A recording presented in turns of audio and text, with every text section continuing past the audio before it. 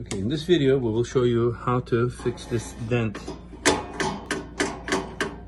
on the shroud that stops the fan blade from moving.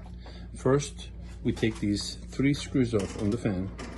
1, 2, 3, and we leave one here at the bottom on. So, let's spin this out. You see? This will break the fan blade eventually. Okay, then we open the service panel, which has 4 screws.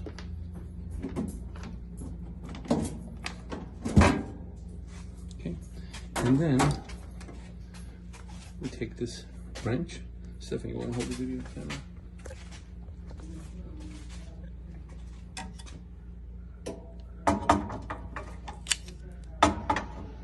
Just large channel locks.